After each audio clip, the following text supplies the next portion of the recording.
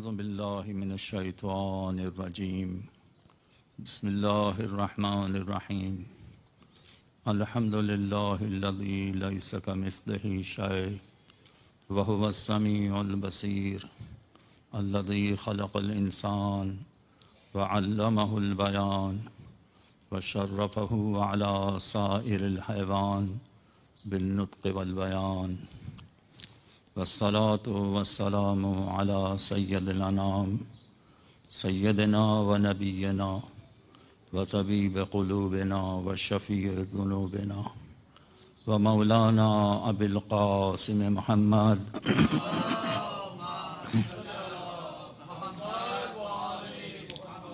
وعلى آله الطيبين الطاهرين المعصومين لا سيما على بقية الله في الأرضين ولعنة الله على أعدائهم أجمعين من الأزل إلى يوم الدين. أما بعد فقد قال الله تبارك وتعالى في محكم كتابه الحكيم والفرقان المجيد قل إن كنتم تحبون الله فاتبعوني يحببكم الله ويغفر لكم ذنوبكم واللہ غفور الرحیم. صلوات پڑھیں محمد.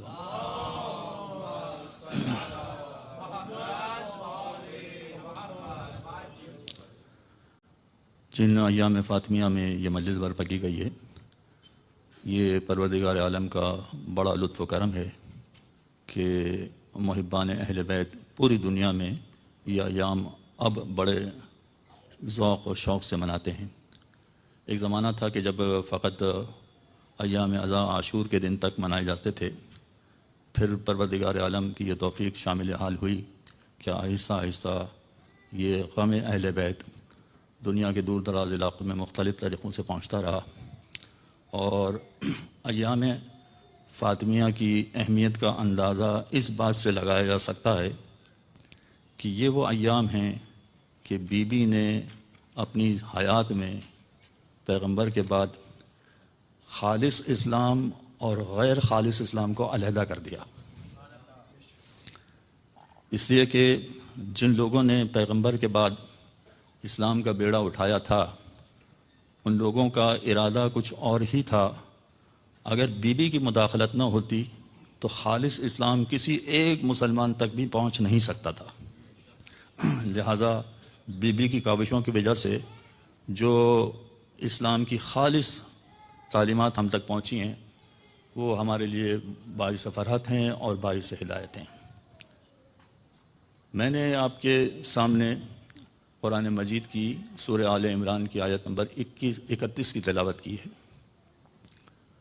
ابتدائی طور پر میں کچھ تمہیدی باتیں آپ کے سامنے بیان کروں گا، پھر انشاءاللہ سیدہ کی سیرت کے بارے میں کچھ معروضات آپ کے سامنے پیش کروں گا. جو آیت میں نے آپ کے سامنے پڑھی ہے، قرآن میں آپ ایک چیز دیکھیں گے کہ جب قرآن رفتہ رفتہ نازل ہوا ہے تو اس کے نازل ہونے کے پیچھے کئی مقامات پر کچھ بیک گراؤنڈ ہیں، کچھ چیزیں ہیں کہ جس کی وجہ سے وہ آیت نازل ہوئی. سورہ جمعہ ہے مثلا، اس کے پیچھے ایک بیک گراؤنڈ ہے کہ پیغمبر خطبہ دے رہے ہیں، نماز جمعہ شروع ہونے والی ہے، اور ایک مرتبہ قافلہ آ گیا اور پیغمبر کو چھوڑ کر لوگ راہ فرار اختیار کر گئے. فرار بئی معنی کہ انہوں نے پیغمبر کی تعلیمات کو بالکل فراموش کر دیا اور اپنے تجارتی قافلے کی طرف بھاگ پڑے. تو سورہ جمعہ نازل ہو گیا.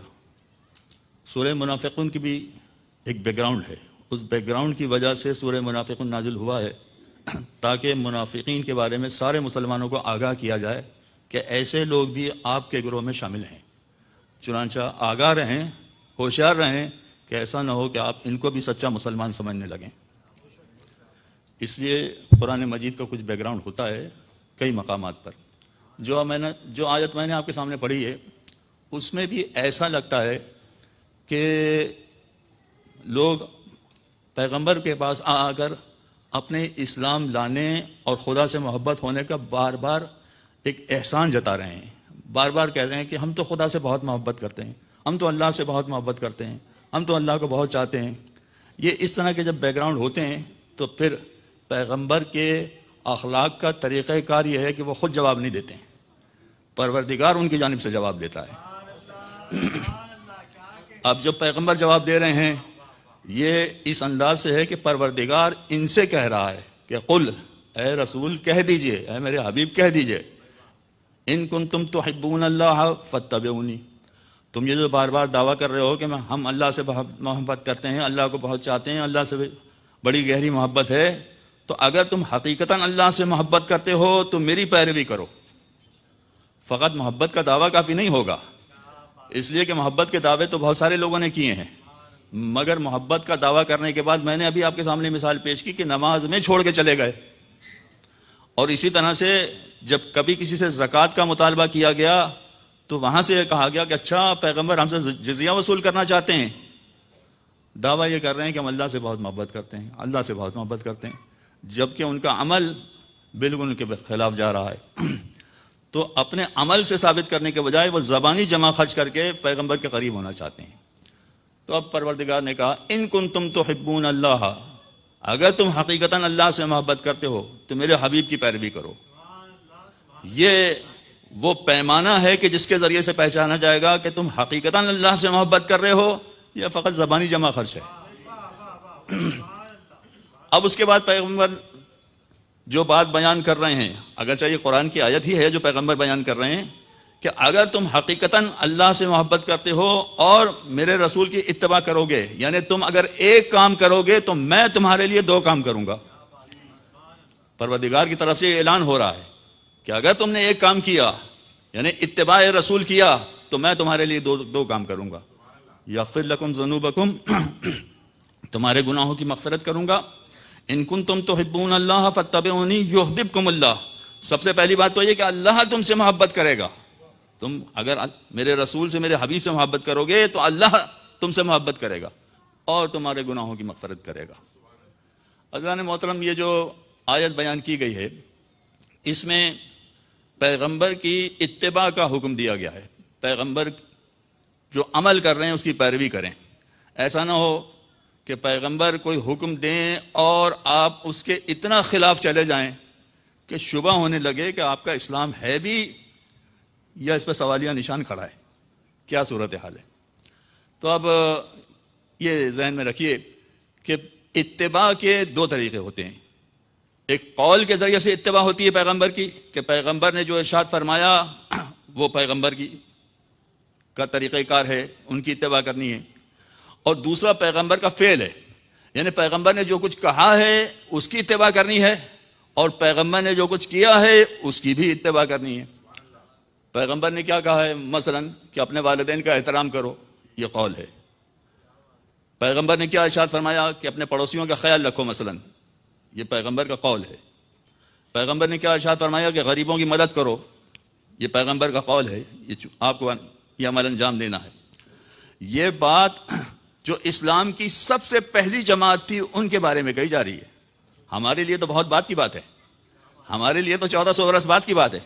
جو اسلام کی سب سے پہلی جماعت ہے ان سے کہا جا رہا ہے کہ تم ایسا کرو۔ اور والدین کے بارے میں ایک بات بڑی عجیب ہے کہ پیغمبر اسلام صلی اللہ علیہ وآلہ وسلم کی ایک حدیث ہے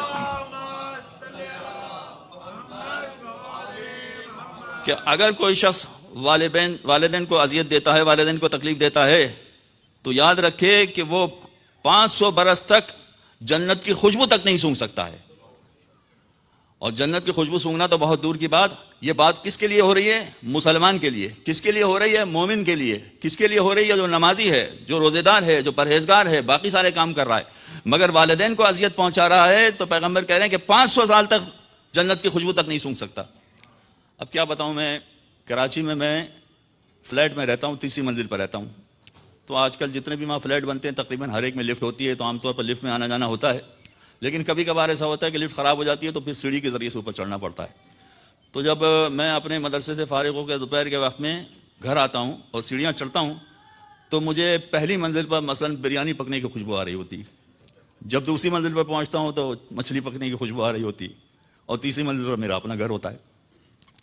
تو یہ مچھلی پکنے کی خوشبو اور بریانی پکنے کی خوشبو میری بھوک کو بہت بڑھا دیتی ہے، بھوک میں بڑا اضافہ کر دیتی ہے۔ تو آپ اندازہ کر سکتے ہیں کہ جنت کی خوشبو کیسی ہوگی کہ اگر انسان سونگے، انسان کے اگر مشام میں جائے تو کس انداز سے اس کو شوق ہوگا کہ کتنی جلدی سے میں جنت میں داخل ہو جاؤں، مگر یہ داخل نہیں ہو سکتا اگر یہ والدین کو اذیت دینے والا ہے۔ یہ اقوال پیغمبر ہیں، پیغمبر کے جو اقوال ہیں ان کے مطابق انجام دینا ہے۔ دوسرے پیغمبر کے افعال ہیں، پیغمبر کے جو افعال ہیں اس کے تحت بھی عمل کرنا ہے۔ یعنی پیغمبر نے اگرچہ کہا کچھ نہیں ہے مگر پیغمبر نے عمل کیا ہے، تو جیسا پیغمبر نے عمل کیا ہے ویسا ہمیں کرنا ہے، عام طور پر جب تک کہ کوئی دوسری رکاوٹ نہ ہو۔ پیغمبر نے مثلا نماز پڑھی ہے، نماز کا حکم ایک تو زبان سے دیا ہے، قرآن میں بھی اس کا تذکرہ آیا ہے، اور پیغمبر سے جب پوچھا بھی گیا کہ کیسے نماز پڑھیں، اس لیے کہ نئے نئے مسلمان ہوئے تھے سارے، تو نئے نئے جو مسلمان ہوئے تھے تو جب پیغمبر سے سوال کیا کہ کیسے نماز پڑھیں تو پیغمبر نے ارشاد فرمایا صلو کما رأیتمونی اصلی، ایسے نماز پڑھو جیسے تم مجھے نماز پڑھتا ہوا دیکھتے ہو، اس انداز سے نماز پڑھو۔ لہذا نماز پڑھنے کا طریقہ لوگوں نے سیکھا پیغمبر سے۔ اب وہ نیا نیا اسلام تھا اور نئے نئے مسلمان تھے، تو آج کے بچوں کی طرح جیسے ہمارے بچوں کو مکتب میں واجبات نماز الگ سکھائے جاتے ہیں، نماز کے شرائط الگ سکھائے جاتے ہیں، وہ ساری باتیں تو نہیں ہو سکتی تھی۔ لہذا پیغمبر نے فقط ایک جملہ کہا کہ جیسے تم مجھے نماز پڑھتا ہوا دیکھتے ہو ویسے تم نماز پڑھو۔ لہذا مسلمانوں نے اس طرح سے نماز پڑھی۔ جیسے تم مجھے حج کرتا ہوا دیکھتے ہو ویسے حج کرو، اور اسی طرح سے جیسے تم مجھے جہاد کرتا ہوا دیکھتے ہو اس طرح سے جہاد کرو۔ کہیں ایسا نہ ہو کہ میں تو تمہیں میدان تک لے کر آ جاؤں مگر تم پہاڑ پہ چڑھ جاؤ، ایسا نہ ہو۔ ایسا نہ ہو کہ میں تمہیں زور زور سے پکار کر بلا رہا ہوں مگر تم پیچھے مڑ کر بھی نہیں دیکھ رہے، یہ صورتحال پیدا نہ ہو۔ پیغمبر یہ بتا رہے ہیں کہ ان کا عمل بھی ایسا ہو کہ جو باقاعدہ مسلمانوں کے لیے حجت ہو، مسلمانوں کے لیے کارآمد ہو۔ تو دو طریقے ہو گئے، ایک تو پیغمبر نے اسلام کو سمجھایا اپنے اقوال کے ذریعے سے، اور دوسرا پیغمبر نے سمجھایا اپنے افعال کے ذریعے سے۔ مگر مشکل پیغمبر کے لیے یہ ہے کہ اقوال کے ذریعے سے جو بات پیغمبر سمجھا رہے ہیں وہ تو سارے انسانوں کے لیے ہے، سارے افراد کے لیے ہے۔ دنیا کا کوئی بھی فرد ہو، عورت ہو، مرد ہو، چھوٹا ہو، بچہ ہو، بوڑھا ہو، جوان ہو، یہاں تک کہ بیمار ہو، اپاہج ہو، کسی طرح کا بھی اس کا زندگی کا حال ہو، اسے پیغمبر کے اقوال کے مطابق چلنا ہے۔ لیکن سوال یہ پیدا ہوتا ہے کہ افعال میں کیا ہوگا؟ پیغمبر کے افعال میں کیا سارے انسان شریک ہیں؟ سارے انسان تو شریک نہیں ہو سکتے، اس لیے کہ پیغمبر جو افعال بتائیں گے، مثلا پیغمبر ایک نماز بتائیں گے تو مردوں کے لیے تو بالکل صحیح ہو جائے گی والی نماز، لیکن عورتوں کے لیے کیا ہوگا؟ اس لیے کہ عورتوں کے مسائل بالکل الگ ہیں۔ یعنی فقط آپ طہارت کو دیکھ لیجئے، مرد پر ایک غسل واجب ہے فقط، جبکہ عورتوں پر 4 غسل واجب ہیں، تو یہ تو بہت ہی بڑا ڈیفرنشیٹ ہو گیا، بہت بڑا فرق ہو گیا۔ یہ کیسے طے کیا جا سکے گا؟ اور فقط طہارت کا مسئلہ نہیں ہے، نماز میں بھی یہی ہے۔ مرد اگر نماز پڑھ رہا ہے تو مختصر ترین لباس میں بھی نماز پڑھے تو اس کی نماز ہو جائے گی، کوئی حرج نہیں ہے۔ لیکن عورت کے لیے مسئلہ نہیں ہے، سر سے پیر تک سارا جسم چھپا ہونا چاہیے، یہاں تک کہ اگر تھوڑے سے بال بھی نظر آ رہے ہیں تو اس کی نماز غلط ہو جائے گی، اس کی نماز باطل سمجھی جائے گی۔ تو اب فرق ہو گیا ہے پیغمبر کے اقوال میں اور پیغمبر کے افعال میں، یہ بہت بڑا فرق ہو گیا۔ اور یہ فقط 2-4 باتیں نہیں ہیں، بہت ساری باتیں ایسی ہیں کہ جس میں پیغمبر کی سیرت کے اعتبار سے بہت فرق پڑ جائے گا۔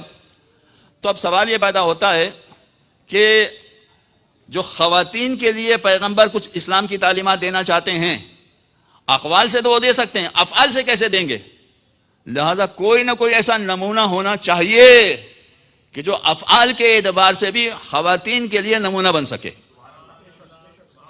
اور یہ نمونہ پیغمبر نے اس انداز سے پیش کیا ہے، اگر آپ غور کریں اس پر کہ پروردگار نے 1,24,000 انبیاء بھیجے ہیں، 313 رسول ہیں ان میں جو تعلیمات دینے والے ہیں، تو جو کام پروردگار نے 1,24,000 انبیاء سے لیا ہے، 313 رسولوں سے لیا ہے، یہاں تک کہ خاتم المرسلین سے لیا ہے، وہ اکیلی شہزادی سے لیا ہے، فقط اکیلی شہزادی۔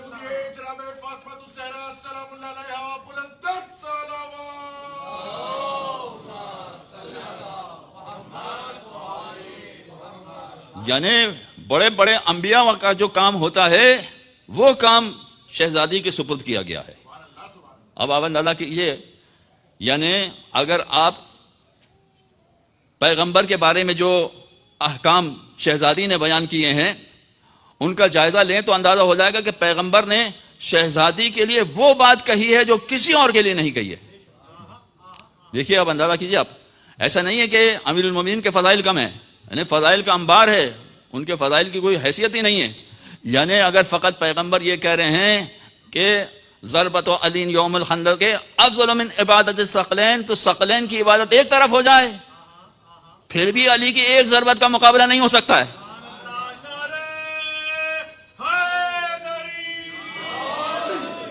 یہ نہیں کہا کہ ثقلین کی عبادت علی کی ضربت کے برابر ہے، نہیں کہا افضل من عبادت، افضل ہے وہ. لہذا ایک ضربت کا مقابلہ نہیں ہو سکتا. پوری ثقلین ایک طرف ہو جائے، جن و انس ایک طرف ہو جائیں، فرشتے ایک طرف ہو جائیں، تو علی کی ایک ضربت کا مقابلہ نہیں ہو سکتا. تو مولا علی کے فضائل کم نہیں ہیں. اس سے بڑھ کر اور کیا ہوگا کہ پیغمبر یہ ارشاد فرمائیں کہ حق علی کے ساتھ ہے اور علی حق کے ساتھ ہے، پروردگارہ حق کو اس طرف موڑ دے جس طرف علی ہے.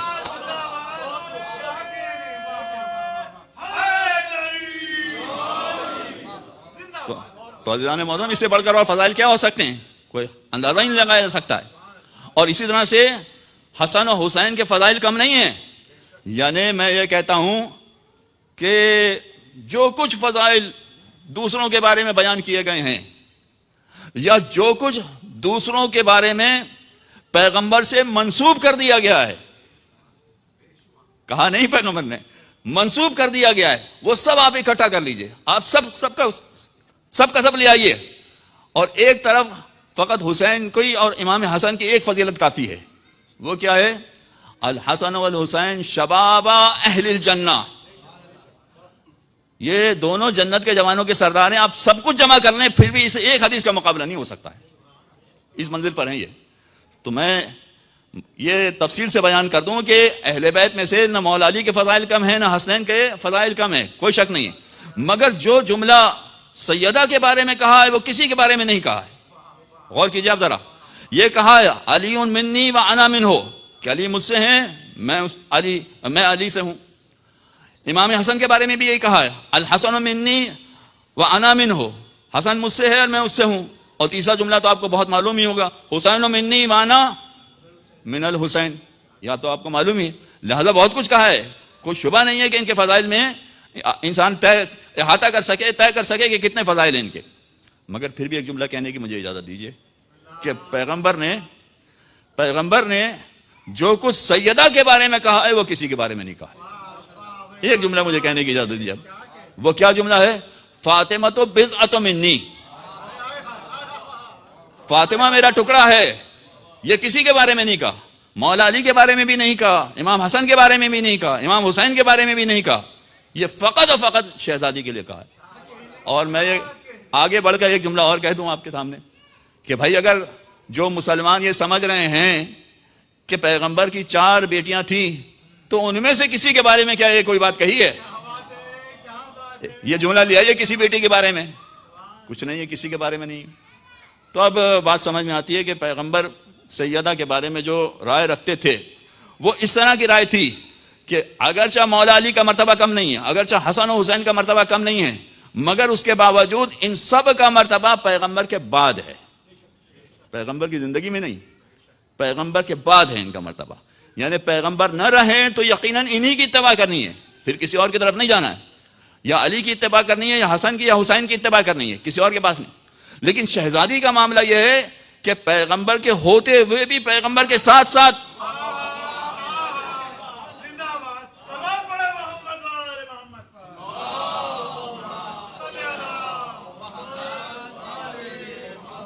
یہ مرتبہ ہے شہزادی کا. اس لیے جو پیغمبر ان کے بارے میں کہہ رہے ہیں کہ فاطمہ تو بضعۃ منی، اب سمجھ میں آ رہی بات کہ پیغمبر یہ کیوں کہہ رہے ہیں. اچھا، میں نے ایک گزارش آپ کے سامنے کی کہ پیغمبر کے اقوال حجت ہیں. جو پیغمبر کہیں گے وہ سارے مسلمانوں کو ماننا پڑے گا. اور اسی طرح سے اگر پیغمبر کوئی عمل انجام دیتے ہیں، پیغمبر کا فعل بھی حجت ہوتا ہے. اب اس میں یہ ہے کہ کچھ عمل ایسے ہوتے ہیں جو مستحب ہوتے ہیں، کچھ سنت ہوتے ہیں، کچھ واجب ہوتے ہیں. یہ ساری چیزیں الگ الگ اپنے مقام پر ہیں. میں اس وقت کوئی شرعی مسئلہ آپ کے سامنے بیان نہیں کرتا، لیکن بہرحال پیغمبر کا عمل حجت ہے کہ یہ عمل اسلام میں بالکل جائز ہے. اور بسا اوقات یہ کہ نہیں صرف جائز ہے بلکہ یہ ثواب کا کام ہے، اور کبھی کبھار یہ کہ نہ صرف ثواب کا کام ہے بلکہ یہ کرنا پڑے گا، لازم ہے یہ. تو پیغمبر کا عمل بھی حجت ہے. اب سوال یہ پیدا ہوتا ہے کہ پیغمبر کا عمل اگر حجت ہے تو اب ذرا غور کیجئے، ایک آپ کی سنی ہوئی بات ہے مگر میں ایک ذرا الگ زاویے سے پیش کرنا چاہتا ہوں. ذرا صلوات پڑھیں محمد والے میں.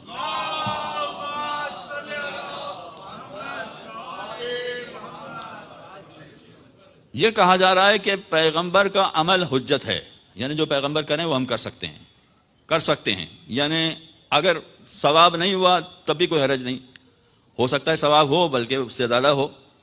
تو سوال یہ پیدا ہوتا ہے کہ پیغمبر کے پاس جب سیدہ آتی تھیں تو پیغمبر استقبال کے لیے کھڑے ہو جاتے تھے اور کھڑے ہو کے آگے بڑھتے تھے، آگے بڑھ کے سیدہ کا استقبال کرتے تھے، ان کے ہاتھوں کا بوسہ لیتے تھے اور آگے بلا کر اپنی جگہ پر ان کو بٹھاتے تھے. یہ آپ نے سنا ہے کہ نہیں سنا؟ کون ایسا مسلمان ہے جس نے یہ عمل نہیں سنا؟ سارے مسلمانوں نے یہ عمل پیغمبر کا سنا ہے یا کتابوں میں پڑھا ہے. تو یہ عمل جو پیغمبر انجام دے رہے تھے، کیا یہ عمل پیغمبر کے بعد کسی نے انجام دیا یا پیغمبر کے زمانے میں کسی نے انجام دیا؟ ایک سوچنے کی بات ہے کہ پیغمبر کا عمل تو ہے مگر کیا پیغمبر کے زمانے میں بھی کسی نے انجام دیا؟ آپ بڑے سے بڑے اس زمانے کے صف اول کے پیغمبر کے دوستوں کا نام لے لیں. دوستوں دوسرے کہہ رہے ہیں، میں تو ان کی وجہ سے یہ لفظ استعمال کر رہا ہوں. تو چلیں اگر وہ ہیں مسلمانوں کے بہت بڑے تو کیا انہوں نے اپنی بیٹیوں کے لیے کام کیا؟ جبکہ بیٹیوں کا مرتبہ بھی بہت بڑا بتا رہے ہیں وہ. تو بڑا مرتبہ ہونے کے باوجود، بیٹیوں کا اتنا بڑا مرتبہ ہونے کے باوجود کیا انہوں نے اپنی بیٹیوں کے لیے کام کیا؟ نہیں، انہوں نے بھی کام نہیں کیا، کسی نے کام نہیں کیا. اچھا، ہو سکتا ہے آپ میں سے کوئی کہے کہ بھائی ان کی سیرت ہمارے لیے کوئی حجت نہیں ہے، ہم ان کی صورت کو مانتے نہیں ہیں. تو آپ کو یہ حق تو ہے کہ آپ یہ کہہ دیں، اس لیے کہ لازم تو نہیں ہے. وہ تو خود کہہ رہے ہیں کہ ہم معصوم نہیں ہیں، ہم سے خطا ہوتی ہے، بلکہ ایسی خطا ہوتی ہے کہ کبھی آپ کی ضرورت پڑتی ہے کہ آپ ہمیں سیدھا کر دیجئے، کبھی ایسی ضرورت پڑتی ہے. تو اب یہ صورتحال جب بن جائے تو اب ایسی بیٹیوں کے ہوتے ہوئے بھی کسی بھی ایسے صحابی کے بارے میں نہیں، آپ کو جھوٹے سے جھوٹی روایت بھی نہیں ملے گی کہ وہ ایسا کرتے تھے جیسے پیغمبر نے کیا ہے. اچھا، اب اگر آپ یہ کہیں کہ نہیں ہم تو ان کو نہیں مانتے ہیں، ہمارے نزدیک تو ان کے عمل کی اہمیت نہیں ہے، ہمارے نزدیک تو اہل بیت ہیں جو قابل اتباع ہیں ان کی، تو اس میں بھی یہ بات ہے کہ آپ اہل بیت کی سیرت میں بھی کہیں دکھا دیجئے کہ اہل بیت کی سیرت میں کہیں ایسا ہوتا ہو کہ کوئی معصوم اپنی بیٹی کے لیے کھڑا ہو جاتا ہو. دیکھیے، سوچنے کا مقام ہے، غور و فکر کا مقام ہے، ذرا سوچیے اس پر. یعنی امام موسیٰ کاظم علیہ الصلوۃ والسلام کی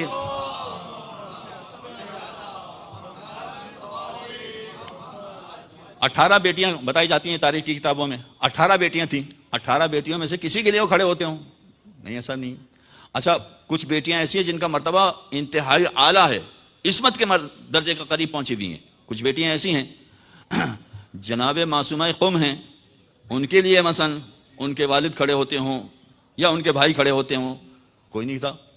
جناب زینب سلام اللہ علیہا، ان کے لیے امیر المومنین کبھی کھڑے ہوتے ہوں، آپ کو تاریخ میں کہیں نہیں ملے گا ایسا، کسی مقام پر نہیں ملے گا ایسا.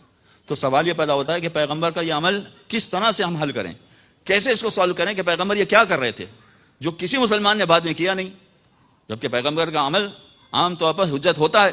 تو اب سوال یہ پیدا ہوتا ہے کہ پیغمبر یہ کام کیوں کر رہے تھے، کیا چیز تھی کہ جس کی وجہ سے پیغمبر یہ کام کر رہے تھے. تو آپ کو ایک ہی بات سمجھ میں آئے گی، فقط ایک ہی بات سمجھ میں آئے گی کہ شہزادی کے پاس کوئی ایسا عہدہ ہے جس کو پیغمبر کی نگاہیں تو دیکھ رہی تھی مگر ہماری نگاہیں نہیں دیکھ رہی.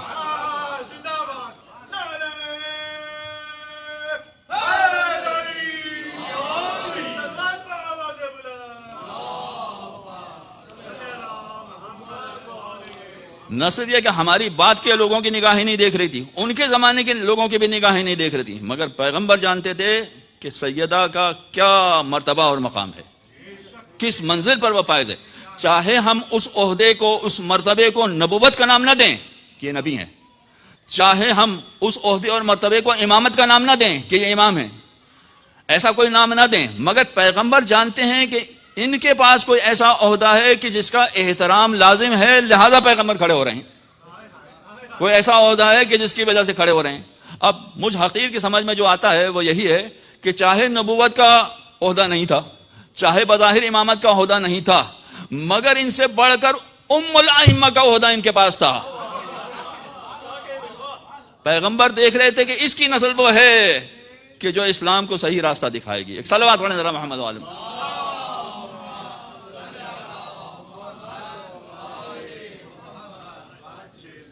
تو اب یہ جو شہزادی کی سیرت کے پہلو ہیں، اس میں پیغمبر کے عمل کو تو ہم اچھی طرح سے دیکھ رہے ہیں، اور اس کی وجہ سے ہی شہزادی کو بڑی تکلیفیں اٹھانا پڑی ہیں. اب اس کے بعد جگہ جگہ پر شہزادی نے نہ صرف نبوت کا دفاع کیا ہے، رسالت کا دفاع کیا ہے، بلکہ ولایت کا بطور زبردست طریقے سے دفاع کیا ہے. اور اس میں یہ بھی ہے کہ پھر جب یہاں اس منزل پر پہنچ جائے انسان، تو اسلام کی تعلیمات کا دفاع کرنا یہ سب سے اہم کام بن جاتا ہے. اسلام کی تعلیمات کا دفاع یہ سب سے اہم. عزیزان محترم، اب یہ دیکھیے آپ کہ جب شہزادی کوئی عمل بتا رہی ہیں، کوئی عمل کر رہی ہیں، تو ان کے عمل بہت سارے ہیں. مثلا یہ کہ ایک مرتبہ ایک خاتون آئیں کچھ مسائل لے کر، تو پیغمبر کی بیٹی ہے، انہوں نے مسائل کے جواب دیے. بہت سارے سوال پوچھتی گئیں، وہ جواب دیتی گئیں، سوال پوچھتی گئیں، وہ جواب دیتی گئیں. جب بہت سارے مسئلے پوچھ لیے تو اس کے بعد وہ چلی گئیں شکریہ ادا کر کے. پھر دوبارہ آئیں، اس کے باوجود کہ پہلے بہت دیر مسئلے پوچھتی رہیں، مگر ایسا محسوس ہوتا ہے کہ شوہر نے دوبارہ کچھ وضاحتوں کے لیے دوبارہ اپنی بیوی کو بھیجا پیغمبر کی بیٹی کے پاس. تو اب یہ پیغمبر کی بیٹی کے پاس آئی ہیں اور سوال پوچھ رہی ہیں. پھر دوبارہ بہت سارے سوالات پوچھے، کافی ٹائم لگایا. اس کے بعد پھر چلی گئی. پھر تیسری مرتبہ آئیں. اب جو تیسری مرتبہ آئیں تو بہت شرمندہ تھی، بہت شرمندہ تھی کہ میں نے آپ کو بڑی زحمت دی، بڑے آپ سے سوالات پوچھے. اچھا، اس منزل سے جو تجربات حاصل ہوتے ہیں وہ ہو سکتا ہے کہ آپ اس میں شریک نہیں ہیں. مجھے معلوم ہے کہ کیا ہوتا ہے. یعنی جب کچھ لوگ سوالات کرنے آتے ہیں تو ایسے ایسے سوالات کرتے ہیں اور اتنا ٹائم لیتے ہیں کہ انسان سوچتا ہے کہ میں اس کو کیا جواب دوں، کیا کہوں اس سے. اور ٹائم لینے کے بعد بھی ایسا نہیں کہ ان کا مسئلہ ختم ہو گیا ہے، وہ مسئلہ پھر دوبارہ لے کر آئیں گے، پھر تیسری مرتبہ لے کر آئیں گے. اب میں ایک چھوٹی سی بات کہہ دوں، آپ کے یہاں بھی یہ مسائل ہوں گے، یقیناً دنیا میں ہر جگہ ہیں. مثلا فرض کیجیے کسی کا اس کی بیوی کے ساتھ جھگڑا ہو گیا. اب جھگڑے میں وہ پوری داستان سنا رہے ہیں کہ بیوی نے یہ کیا، بیوی نے یہ کیا، بیوی نے یہ کیا، ساری داستان. اچھا، اب ان سے کہا جا رہا ہے کہ اچھا ایسا ہے کہ آپ یوں کر لیجیے صحیح ہو جائے گا، یوں کر لیجیے صحیح ہو جائے گا. نہیں، میں نے یوں بھی کر کے دیکھ لیا، میں نے یوں بھی کر کے دیکھ لیا، یوں. اب آخری راستہ جب کوئی سجائی نہیں دیتا تو ہم کہتے ہیں کہ پھر علیحدگی اختیار کر لیجیے، آپ طلاق لے لیجیے، طلاق دے دیں اس کو، علیحدگی کا. نہیں، میں اسے چھوڑنا تو نہیں چاہتا. تو آپ چھوڑنا نہیں چاہتے تو اب میرا گھنٹہ کیوں ضائع کر رہے ہیں؟ آپ میرے پیچھے کیوں پڑے ہیں؟ آپ چھوڑنا بھی نہیں چاہ رہے ہیں، یہ تکلیفیں بھی جو ہیں آپ کو ہیں. تو یہ دو میں سے کوئی ایک فیصلہ کر لیجیے، کرنا چاہتے ہیں یا نہیں کرنا چاہتے ہیں. تو یہ بہت سارے مسائل ایسے ہوتے ہیں کہ جس کا تجربہ ہمیں گزر چکا ہوتا ہے. تو اگر اس طرح کی بات ہوتی ہے تو وہ پھر کبھی کبھار شرمندہ بھی ہوتے ہیں اور باقاعدہ وہ کبھی لیٹر بھی لکھتے ہیں کہ شرمندگی ہے، کبھی میسج ڈال دیتے ہیں. اب شہزادی کے بعد وہ تیسری مرتبہ آئیں تو بہت ہی شرمندہ تھیں کہ میں نے آپ کو بہت زیادہ تکلیف دے دی. تو شہزادی کا ایک جملہ ہے اس میں، ایک وہ کیا کہ نہیں، تم نے مجھے کسی طرح کی کوئی تکلیف نہیں دی ہے. یہ جو کچھ تم نے کیا ہے اس میں میرا اپنا بھی فائدہ ہے. شہزادی، آپ کا کیا فائدہ ہے؟ آپ تو جواب دے رہی ہیں فقط، آپ کا کیا فائدہ ہے؟ کہ دیکھیں میں تمہیں سمجھاتی ہوں. اب میں آپ کو اپنے آج کے جو مثالیں ہیں وہ مثالیں میں آپ کے سامنے پیش کر رہا ہوں. کہ فرض کیجئے کہ کسی نے کہا کہ بھائی یہ مائک کا ڈبہ ہے، یہ اٹھا کر پہلی منزل پر پہنچا دیجئے، میں آپ کو اس کے $10,000 دوں گا. اور پھر میں اس سے کہوں کہ بھائی ذرا تکلیف معاف کرنا. وہ کہے گا مولانا صاحب یہ کون سی تکلیف ہے؟ آپ ایسے 10 ڈبے مجھ سے اٹھوا لیجئے، میں 10 ڈبے اٹھا کے اوپر پہنچا دوں گا. یہ کوئی تکلیف کہلاتی ہے؟ یہ شہزادی نے کہا کہ شرعی مسئلہ بتانے کا اس قدر زیادہ ثواب ہے کہ جیسے وہ قرآن کی آیت ہے، من قتل نفسا بغیر نفس کانما قتل الناس جميعا، جس نے ایک شخص کو قتل کیا اس نے گویا پوری انسانیت کو قتل کر دیا. اس میں یہ بھی جملہ ہے قرآن مجید کا کہ اگر کسی نے ایک انسان کو زندہ کیا تو ساری انسانیت کو زندہ کر دیا. کسی نے امام سے سوال کیا کہ مولا یہ انسان کو زندہ کیسے کر سکتا ہے؟ کا زندہ اس طرح سے کر سکتا ہے کہ اگر تم نے اس کو شرعی راہ دکھا کر، شرعی مسئلہ بتا کر اگر نئی حیات عطا کر دی ہے تو گویا تم نے انسانیت کو زندہ کر دیا ہے.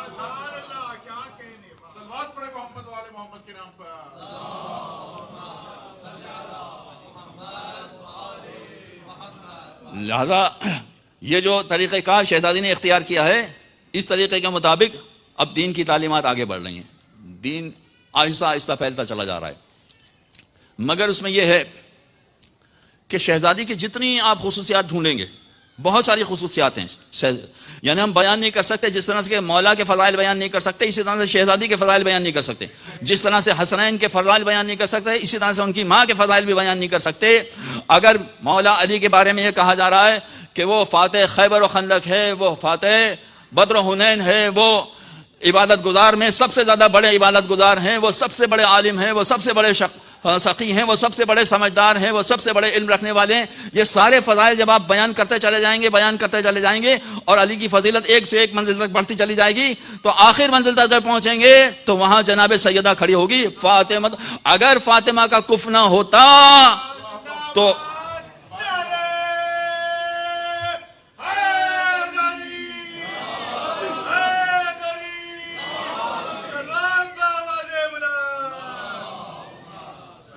تو جتنے فضائل مولا علی کے بیان کرتے چلے جائیں گے اتنی ہی منزل آپ کے سامنے سیدہ کی آتی چلی جائے گی۔ فقط معاملہ یہ ہے کہ علی کے فضائل ظاہر ہو رہے ہیں، یہ پردے میں ہیں، یہ حجاب میں ہیں، لہذا ان کے فضائل کا پتہ نہیں چل رہا، ہمیں اندازہ نہیں ہو رہا، لہذا پیغمبر کا ایک جملہ سمجھا رہا ہے کہ اگر فاطمہ کا کف نہ ہوتا تو شادی نہیں ہو سکتی تھی۔ مولانا مرزا اطہر صاحب ایک جملہ کہا کرتے تھے کہ جب شہزادی کا رشتہ آیا تھا تو رشتہ لانے والے کو پیغمبر نے منع نہیں کیا، انہوں نے کہا کہ بھائی میرے پاس اختیار نہیں ہے، میں کچھ نہیں کر سکتا، پروردگار کا حکم ہوگا تو ہو جائے گا۔ تو ایک صاحب کا رشتہ آیا، بڑے نامور آدمی تھے، ان کا رشتہ آیا، انہوں نے کہا میرے پاس اختیار نہیں ہے، وہ جب وہاں سے ہوگا تو جو ہوگا وہ طے ہوگا۔ اس کے بعد ایک پیسے والے کا رشتہ آیا، بہت پیسے والے تھے وہ، ان کا رشتہ آیا، پیغمبر نے کہا میرے پاس اختیار نہیں ہے، یہ میرا کام نہیں ہے، جو ہوگا تو ہو جائے گا وہاں سے۔ یہ اس طرح سے جب یہ رشتے آتے گئے اور پیغمبر ہر ایک کو یہ جواب دیتے رہے کہ میرے پاس اختیار نہیں ہے، جب خدا کی جانب سے حکم آئے گا تو ہو جائے گا، ہر ایک کو یہی جواب دیتے رہے۔ اب اس میں ایک بات سمجھ میں آتی ہے کہ اگر پیغمبر کی بیٹی مسلمان ہوتی تو کسی اچھے مسلمان سے اس کی شادی کر دیتے۔ اگر پیغمبر کی بیٹی فقط مسلمان ہوتی تو اچھے مسلمان سے اس کی شادی کر دیتی، لیکن اگر پیغمبر کی بیٹی معصومہ ہے تو غیر معصوم سے اس کی شادی کیسے ہو سکتی ہے؟ اس لیے ہر ایک کو منع کرتا ہے پیغمبر۔ تو فضائل کا تو کوئی انکار کر ہی نہیں سکتا، اس منزل پر ہیں، مگر جو نقطہ کھل کے سامنے آتا ہے، جو میں نے ابھی آپ کے سامنے اشارہ بھی کیا کہ مولا علی کے فضائل تو کھل کر سامنے آ گئے، مگر شہزادی کے فضائل کھل کر سامنے نہیں آئے، اس لیے کہ وہ حجاب میں ہیں، پردے میں۔ جو سب سے زیادہ اہمیت اور جو سب سے اہم نقطہ ان کی زندگی کا ہمارے سامنے آتا ہے وہ یہی آتا ہے کہ ان کا حجاب ایک مثالی حجاب بن گیا ہے۔ اگر کسی کے لیے بھی کوئی مثال پیش کرنا چاہیں تو شہزادی کی مثال پیش کی جائے گی، ان کا حجاب دیکھیے کیسا تھا، ان کا پردہ کیسا تھا، وہ مثال دی جائے گی۔ اب آپ ذرا غور کیجئے اس میں کہ حجاب کے معاملے میں شہزادی نے جو ایک اصول پیش کیا وہ اصول عام آدمی کے لیے نہیں ہے۔ یہ بات یاد رکھیے کہ انہوں نے سخت ترین مسائل پر عمل کیا ہے، انہوں نے مشکل ترین مسائل پر عمل کیا ہے۔ ہم سے نہیں کہا ہے کہ اتنے مشکل ترین مسئلے پر تم عمل کرو، یہ ہماری ذمہ داری نہیں لگائی۔ ایک مرتبہ شہزادی کے پاس ایک اور عورت مسئلہ پوچھنے کے لیے آئی، جب مسئلہ پوچھنے کے لیے آئی تو بہت سارے مسائل پوچھے، اس میں ایک مسئلہ زکوٰۃ کا پوچھ لیا کہ شہزادی یہ بتائیے کہ ہمارے پاس اتنے اونٹ ہیں یا ہمارے پاس اتنا سونا ہے تو ہمیں کتنی زکوٰۃ دینی ہے۔ یہ زکوٰۃ کا مسئلہ جو پوچھا ہے اس نے، اگر اس طرح سے پوچھا جائے کہ زکوٰۃ کتنے اونٹ پر، دیکھیں یہ بھی ایک اہم مسئلہ ہے، اگر مجھے موقع ملا تو میں بیان کروں گا کہ عام طور پر ہم پر یہ اعتراض ہوتا ہے کہ ہم زکوٰۃ نہیں دیتے ہیں، ایسا ہرگز نہیں ہے، بالکل زکوٰۃ دیتے ہیں، اور اگر مجھے موقع ملا تو میں پوری اس کی وضاحت کروں گا کہ اس کے پیچھے کیا راز ہے، اس کے پیچھے کیا ایکچوئل آئیڈیا ہے کہ جس کی وجہ سے ہم فقط ان چیزوں پر زکوٰۃ دیتے ہیں جن چیزوں پر پیغمبر نے زکوٰۃ دی تھی، اس کے علاوہ زکوٰۃ نہیں دیتے۔ اچھا شہزادی یہ بتائیے کہ زکوٰۃ کا نصاب کیا ہے؟ جب اس نے سوال کیا کہ شہزادی زکوٰۃ کا نصاب کیا ہے، تو سوال کیا شہزادی نے جواب دینے کے بجائے کہ یہ بتاؤ کہ مسئلہ تم اپنے لیے پوچھ رہی ہو یا میرے لیے پوچھ رہی ہو؟ کہا کہ شہزادی کیا یہ مسئلوں میں فرق ہوتا ہے کیا؟ آپ کے لیے الگ مسئلہ ہے اور ہمارے لیے الگ مسئلہ ہے، کیا ایسا کوئی امکان ہے؟ اسلام میں بھی ایسا کوئی طریقہ کار ہو سکتا ہے؟ شہزادی نے کہا نہیں، مسئلہ تو اپنی جگہ وہی ہے، مسئلے میں کوئی فرق نہیں ہے، مگر ہمارے مسئلے میں اور تمہارے مسئلے میں فرق یہ ہے کہ ہمارے پاس اتنے پیسے بچیں کب کہ ہم زکوٰۃ نکالیں، اتنی آمدنی اور اتنے پیسے ہمارے پاس بچیں گے کب کہ جب ہم زکوٰۃ نکالیں۔ ہمارے پاس تو جو کچھ آتا ہے فوراً خدا کی راہ میں انفاق ہو جاتا ہے، فوراً خدا کی راہ میں خرچ ہو جاتا ہے، تو زکوٰۃ دینے کی باری کہاں آئے گی؟ ہاں تمہارے لیے یہ لازم نہیں ہے کہ تمہارے پاس جو کچھ آئے وہ فوراً انفاق کر دو، وہ فوراً خرچ کر دو، تمہارے لیے لازم نہیں ہے۔ لہذا تم یہ مسئلہ اگر پوچھنا چاہتی ہو اپنے لیے تو میں بتا سکتی ہوں، اور پھر زکوٰۃ کا مسئلہ بتایا کہ زکوٰۃ کا مسئلہ ہے۔ یہی مسئلہ حجاب کا بھی ہے۔ حجاب میں جتنا سخت قسم کا حجاب انہوں نے کیا ہے، بی بی نے کیا ہے، اتنا حجاب تو ہماری عورت کر ہی نہیں سکتی ہے، ممکن ہی نہیں ہے۔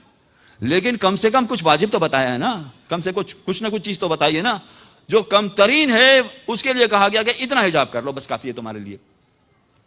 اب آپ ذرا غور کیجئے کہ اگر عورت نماز بھی پڑھ رہی ہے، عام مردوں سے تو اس کو حجاب کرنا ہے، ناحرم سے اس کو حجاب کرنا ہے، لیکن اگر نماز پڑھ رہی ہے اور نماز بھی اس طرح سے پڑھ رہی ہے کہ کوئی بھی ناحرم نہیں ہے، اکیلے کمرے میں خود اکیلی نماز پڑھ رہی ہے، کوئی دیکھنے والا نہیں ہے، تب بھی نماز میں اس کے لیے کتنا حجاب ہے؟ سر سے لے کے پیر تک سارا حجاب ہے، پورا حجاب کرنا پڑے گا۔ اگر فرض کیجئے کہ وہ رات کی تاریکی میں نماز پڑھ رہی ہے، لائٹیں بجھا کے نماز پڑھ رہی ہے، یعنی کوئی دیکھنا بھی چاہے تو نہیں دیکھ سکتا، اگر کوئی مرد نزدیک آ جائے تب بھی اسے پتہ نہیں چلے گا کہ یہاں کوئی ہے، بالکل تاریکی چھائی ہوئی ہے، تب بھی نماز اگر پڑھ رہی ہے تو اس کو حجاب تو اتنا ہی کرنا پڑے گا، حجاب میں تو کوئی کمی نہیں ہوگی، حجاب تو وہی سر سے لے کے پیر تک، اگر اس کو نماز اپنی صحیح کرنی ہے تو حجاب تو اتنا ہی کرنا پڑے گا، اس میں کسی طرح کی کمی نہیں ہوگی۔ تو عزیزان محترم ذرا غور کیجئے کہ جو خالق اپنے سامنے بھی عورت کو بے حجاب نہ دیکھنا پسند کرے، کیا وہ اوباش لوگوں کے سامنے اس طرح سے بے حجاب دیکھنا پسند کرے گا؟ ذرا غور و فکر کا مقام ہے، ذرا سوچنے کا مقام ہے کہ اگر ایسی صورتحال ہو تو کیا خواتین کو اتنا بھی حجاب نہیں کرنا چاہیے کہ جو ہمارے اوپر واجب کر دیا گیا ہے؟ اس حجاب میں یہ نہیں کہا گیا کہ آپ تعلیم حاصل نہیں کر سکتی، جیسا کہ آج کے کچھ مسلمان ایسا کر بھی رہے ہیں، پابندی لگا دی ہے تعلیم حاصل کرنے پر بھی، عورتوں کے لیے جاب کرنے پر پابندی لگا دی ہے۔ اس طرح کی پابندیاں نہیں لگی ہوئی ہے، یعنی بوقت ضرورت شہزادی خود میدان جنگ میں آئی ہیں، لوگوں کی تیمارداری کی ہے، لوگوں کے زخموں پر مرہم رکھا ہے، سب کچھ کیا ہے، اس لیے کہ اسلام میں ایسا نہیں ہے کہ عورت بس کمرے کے اندر بند ہو کے بیٹھ جائے، نہیں، مگر حجاب بھی ہے، حجاب میں رہ کے سارا کام کرے، کوئی حرج نہیں، کوئی ممانعت نہیں، کوئی قباحت نہیں۔ تو اب اس معاملے پر غور کرنا چاہیے کہ جو خالق اپنے سامنے بھی عورت کو بھی حجاب نہیں دیکھنا چاہ رہا ہے، وہ عام لوگوں کے سامنے کیسے حجاب بغیر حجاب کے دیکھے گا؟ تو یہ شہزادی کی خصوصیات میں سے بڑی اہم خصوصیت ہے۔ اب جو طریقہ کار آپ نے اکثر علماء سے سنا ہوگا کہ اگر پیغمبر کے ساتھ کوئی ایک نابینا صحابی آیا تب بھی شہزادی نے حجاب کیا، اور یہ کہہ کر حجاب کیا کہ یہ تو مجھے نہیں دیکھ سکتا مگر میں تو اسے دیکھ رہی ہوں، یہ کہہ کر حجاب کیا۔ جس طرح سے یہ خصوصیت وضاحت کے سامنے آئی ہے، آپ اندازہ کر سکتے ہیں کہ شہزادی کی چادر کس قدر قیمتی اور کس قدر مقدس ہے، کیا اس کا احترام ہے شہزادی کی چادر کا۔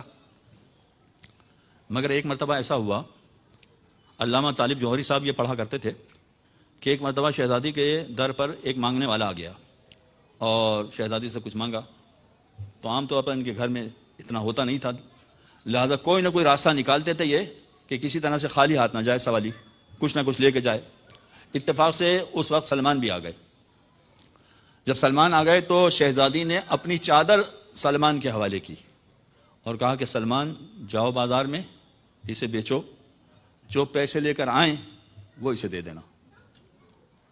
اب سلمان نے وہ کس طرح سے چادر سنبھالی ہوگی یہ میں نہیں جانتا، اس لیے کہ شہزادی کسی کو خالی ہاتھ بھیجنا نہیں چاہتی، مگر یہ رسول کی بیٹی کی چادر ہے، کسی عام خاتون کی چادر نہیں ہے، لہذا کس طرح سے سلمان نے وہ چادر سنبھالی، چادر تو لے لی اور آہستہ آہستہ بازار کی طرف چلنے لگے، مگر آنکھوں سے آنسو جاری ہو گئے، آنکھوں سے آنسو جاری ہو گئے، چادر لے کے آگے بڑھ رہے ہیں مگر زبان سے کہا نہیں جا رہا ہے کہ یہ چادر لے لو، یہ چادر خرید لو۔ سلمان کی زبان بالکل خاموش ہو گئی ہے، کچھ کہا نہیں جا رہا ہے، یہاں تک کہ وہ چادر دکھاتے ہیں اور بس اتنا کہتے ہیں کہ یہ رسول کی بیٹی کی چادر ہے، اور رسول کی بیٹی کسی کو خالی ہاتھ نہیں بھیجنا چاہتی، دکھاتے ہیں۔ یہ صحابی نے جس نے بھی پوچھا اس کو یہی چادر دکھائی اور فقط اتنا کہا، اب یہ منظر ایک راہب اپنے مکان سے بیٹھ کر دیکھ رہا تھا، سارا منظر یہ دیکھ رہا تھا۔ اس راہب نے ایک مرتبہ سلمان کو دیکھا اور ایک مرتبہ اس چادر کو دیکھا۔ چادر کو جیسے دیکھا اس نے سلمان کو اپنے قریب بلایا، اپنے پاس بلایا۔ سلمان وہاں گئے، کہا کہ کیا تم بیچنا چاہتے ہو، کیا کر رہے ہو تم؟ اس نے کہا میں چادر بیچنا چاہتا ہوں، رسول کی بیٹی کی چادر ہے۔ کہا کہ اچھا یہ چادر کیا میں دیکھ سکتا ہوں؟ ہاں ہاں ضرور دیکھیے۔ لہٰذا وہ چادر اس نے ہاتھ میں پکڑی اور چادر ہاتھ میں پکڑنے کے بعد ایک مرتبہ سلمان کے چہرے کی طرف دیکھ کے کہا کہ کیا مجھے اجازت ہے کہ میں اس چادر کو اپنے تورات کے نسخے سے ملا لوں؟ سلمان نے کہا ٹھیک ہے، کوئی حرج نہیں، جاؤ اپنے نسخے سے ملاؤ اس کو، تورات کے نسخے سے ملا کر دیکھ لو۔ یہ چادر لے کے اندر گیا، اس نے کچھ کتابیں کھولی اور اس کے بعد جو کچھ اس میں لکھا تھا اس کو پڑھتا جاتا تھا اور چادر کو ملاتا جاتا تھا، پڑھتا جاتا تھا اور چادر کو ملاتا جاتا تھا۔ ایک مرتبہ جب اس کو اطمینان حاصل ہو گیا تو وہ چادر لے کر باہر آیا، کہا کہ تم نے کیا کہا، یہ کس کی چادر ہے؟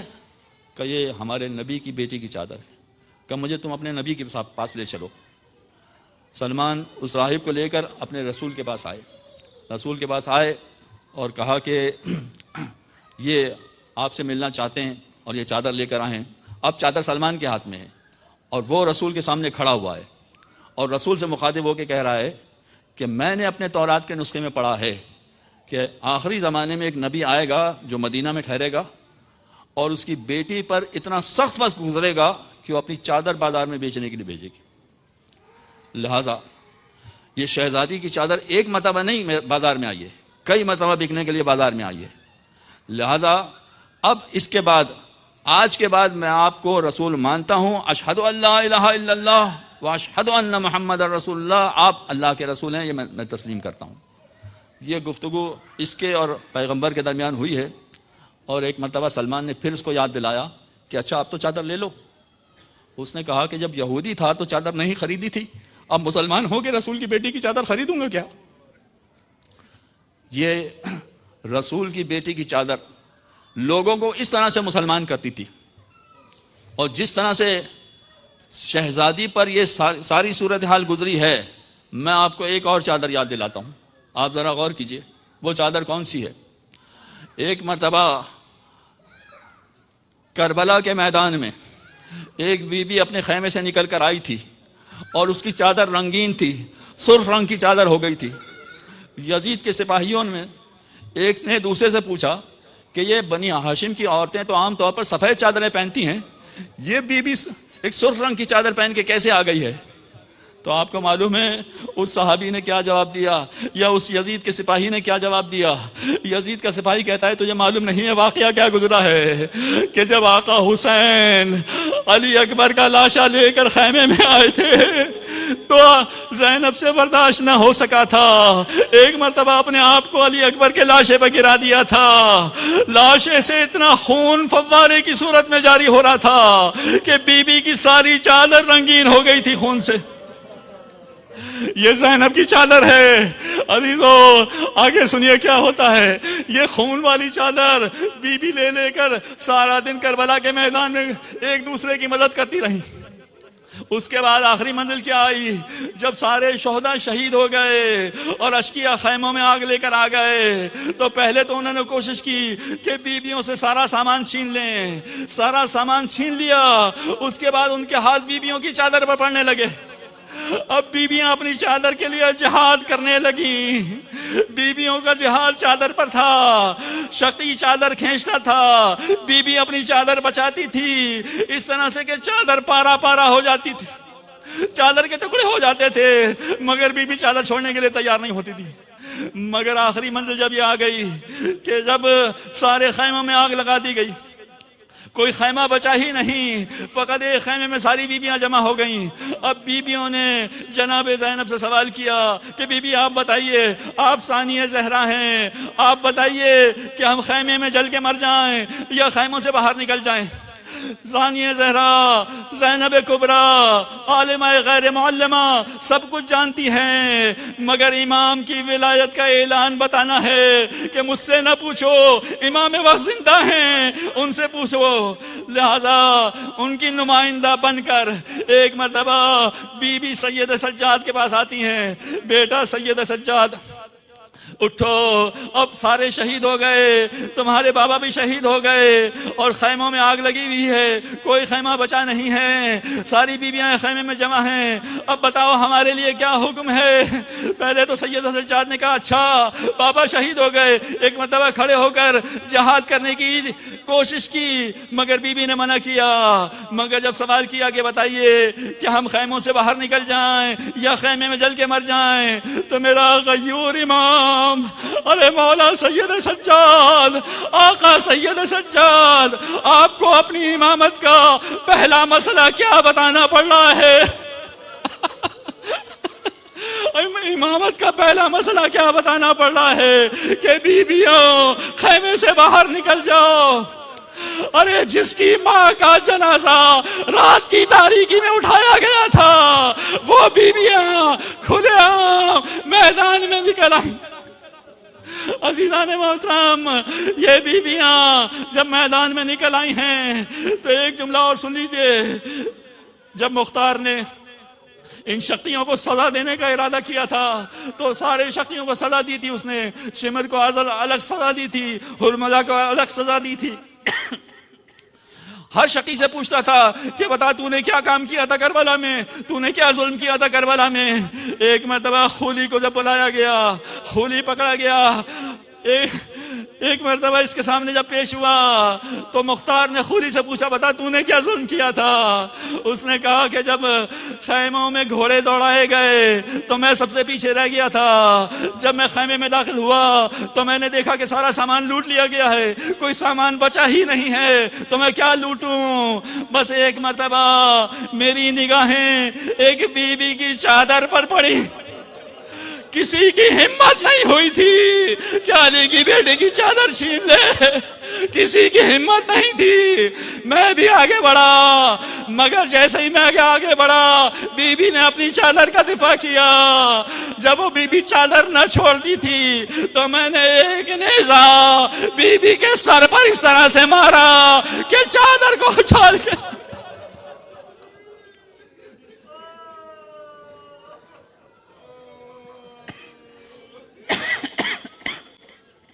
الا ولعنۃ اللہ علی القوم الظالمین وسيعلم الذین ظلموا ای منقلب ینقلبون۔ ماتم حسین۔